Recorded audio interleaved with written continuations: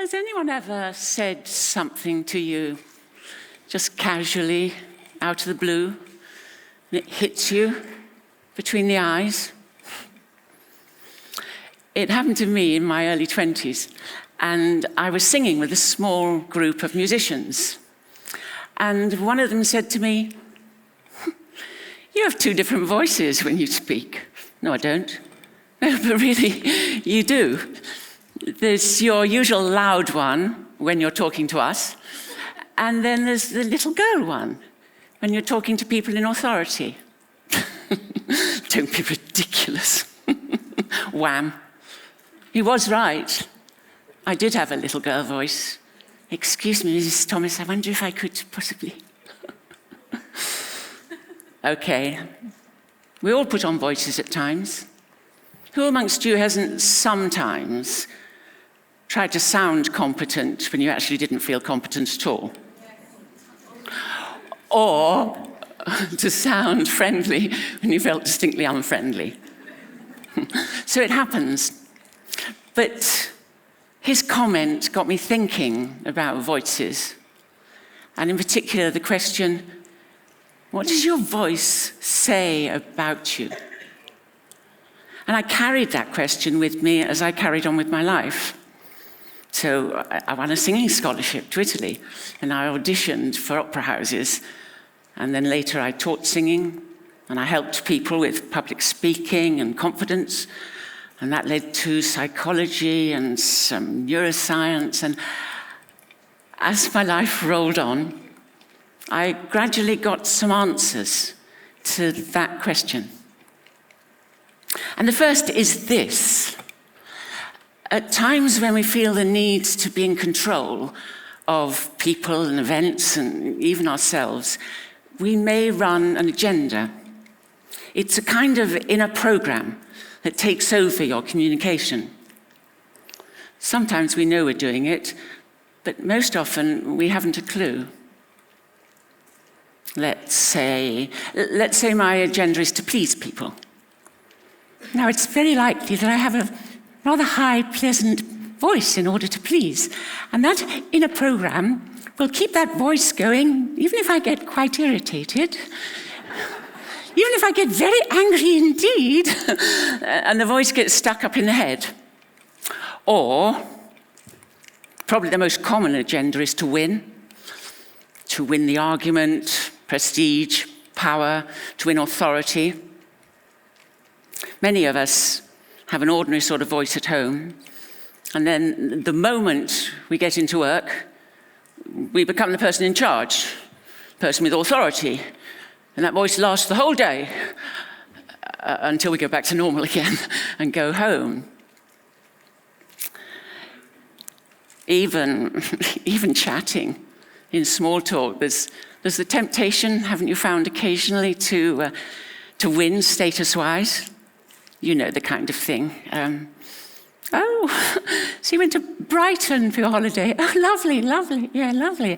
Oh, us? Oh, we were just dabbling around in Hamptons, you know. All bonhomie on the surface and calculation underneath. So an agenda presents an image that you want other people to believe. And it works, more or less. Certainly it's very common. But an image isn't exactly you. So you're not quite there for the other person.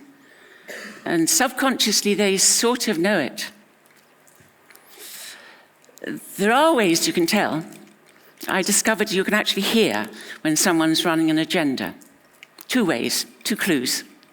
The first is that however magnificent the voice, it just doesn't vary.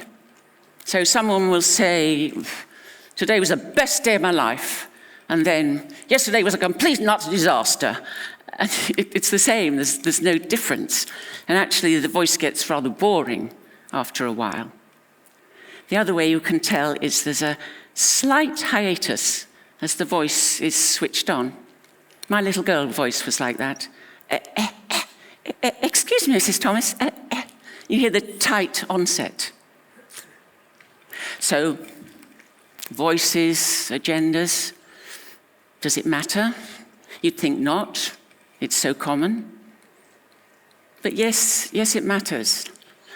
I think we're missing something really important. Ali Smith said in her recent book, "It has become a time of people saying stuff to each other and none of it actually becoming dialogue." And so everywhere, constantly, we have politicians, personalities, people in the media, all presenting an image. And many of us do the same thing in our roles. So I talk the way a senior executive is expected to talk, or the way a member of my tribe is supposed to talk. But where am I? How can we have real communication if I, the real me, doesn't show up? And so it's becoming a world where we're increasingly polarized and deaf to each other.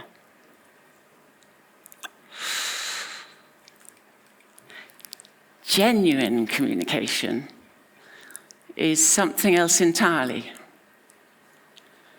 Have you sometimes listened to a piece of music and you feel that it speaks to you? A free, genuine voice is like that. Every thought you have, every feeling colours the voice, moment by moment. So there's amazing variety and subtlety in the sound. It's not the words, not really. Words can say many different things. It's the sound. There's a big difference between asking, "So, what's it all about?" Business, facts. And "So, what's it all about?" in a voice that seeks to understand. Same words, very different meaning. And the vibration of your free voice sets up a complementary vibration in the other person. And so you come together quite literally on the same wavelength. And then surprising things can happen.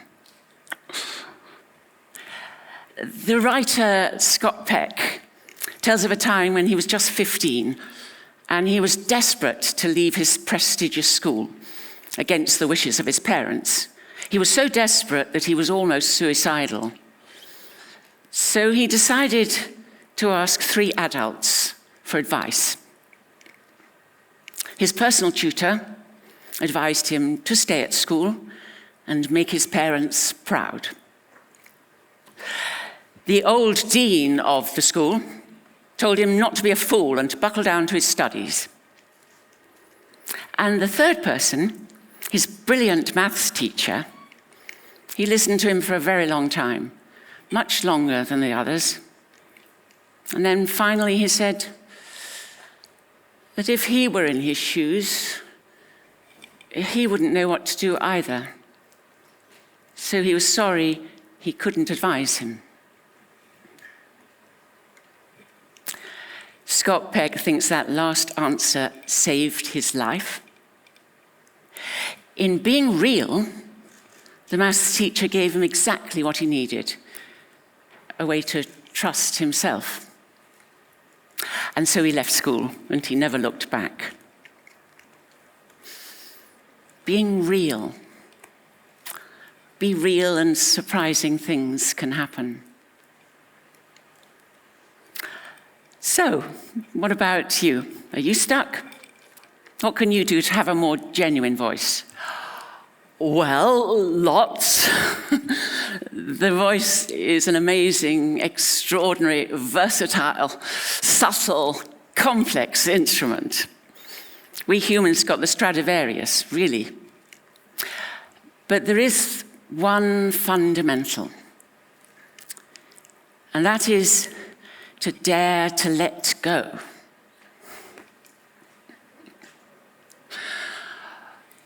And when you let go completely, you take a glorious full breath, always. And then 3 things happen. The first is that the breath oxygenates your brain, so you think more clearly. Proven fact. then it opens you more into the here and now, so you show up instead of self-defending or shutting down. And then your voice sounds more you. And thirdly, importantly, the breath opens you up more to feeling. And now that's scary. But feeling is vital information. It's just as important as rational thinking. More, I would say. And when you're in touch with feeling, your voice tells the truth of who you are. And the other person gets it. They get you. And then we understand each other better. With understanding comes trust.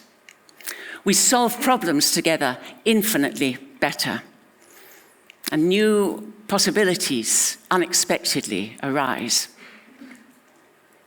And that is true for the massive problems and conflicts of our time. And it's true equally for everyday issues with your family and your loved ones. When you and your voice are one, you're more powerful than you know. Thank you.